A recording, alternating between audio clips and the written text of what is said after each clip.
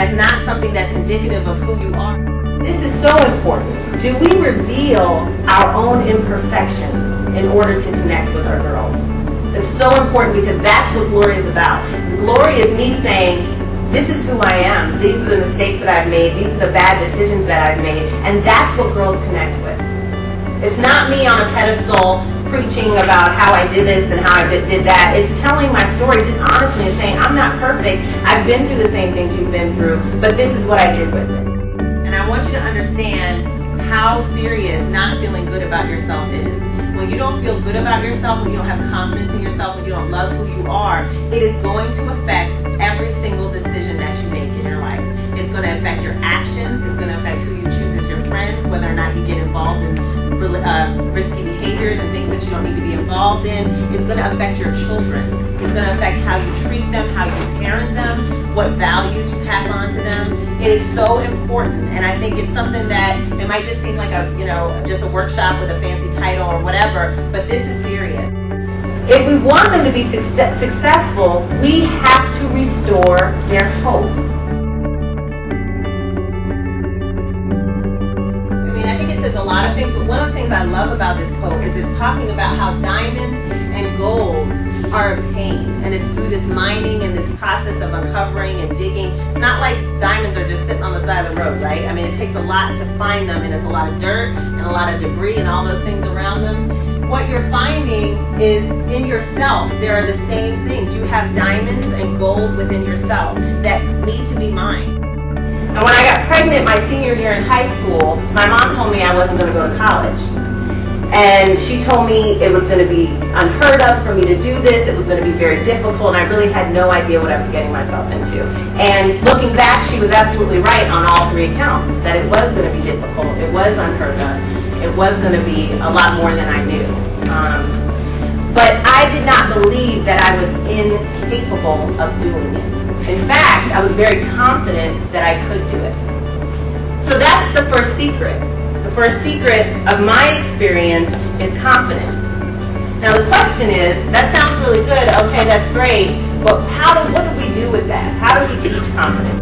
The very first thing that I talk to people about when I talk to them about achieving the goal, the first letter in that acronym is G. And G is for giving yourself a chance. And it's so important because any goal that you have in life, anything that you care about, anything that you want to do, is not going to be possible unless you give yourself a chance. Unless you say to yourself, I can do that. And that has to do with how good you feel about yourself. So the reason that I gave you guys only a limited amount of time to fill these out is because the point of this is that you guys should know this stuff, and you guys should be able to tell me these things like that. Because your ability to answer these questions quickly and confidently about yourself is a reflection of how you feel about yourself. It's a reflection of how confident you are in yourself, how well you know yourself, how empowered you feel. So if someone says, why are you so great? You should be able to tell somebody that in 2 seconds. And if it's something that it's really hard for you to come up with, and if it's something that you're not sure of, then that means that maybe there's some things that you can work on. So what happens when we forgive?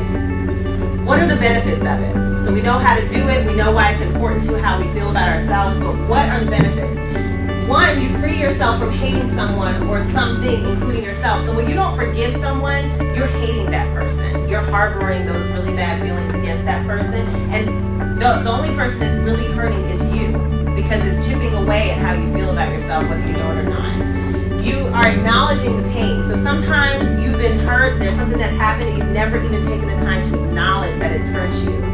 And you learn from the experience, you identify the lessons, and in all of that, you are really essentially growing.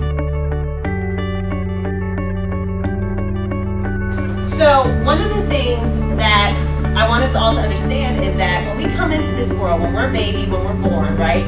We come into this world, are we saying to ourselves, I better not have too many bottles because I'm kind of getting chubby in this area? Do we say, I don't like the way these diapers fit on me? Do we say those things?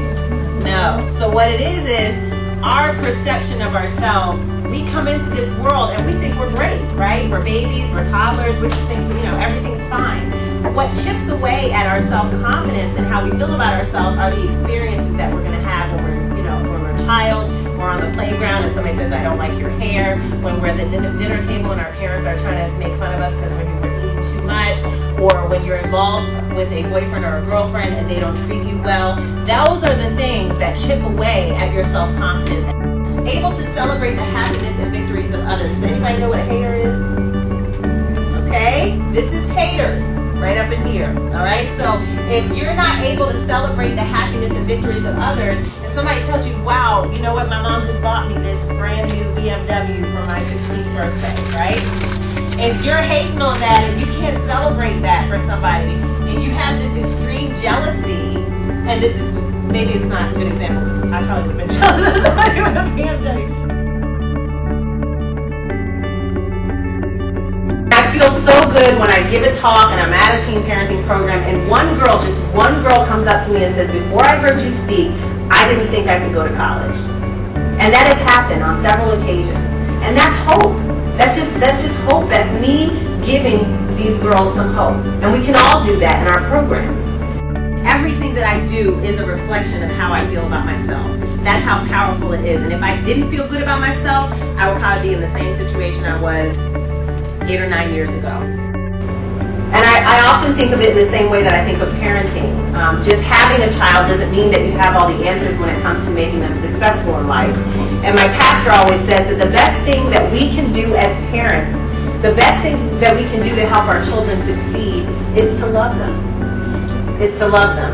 And just to show them that we unconditionally love them, plain and simple, is the best way to guarantee our children's success. And I believe that that's the real secret to what we do. Taking the time to build up the confidence, to restore the hope, and to reveal the determination of these often so broken young women is an act of pure and unconditional love. And that is the surefire way to their success.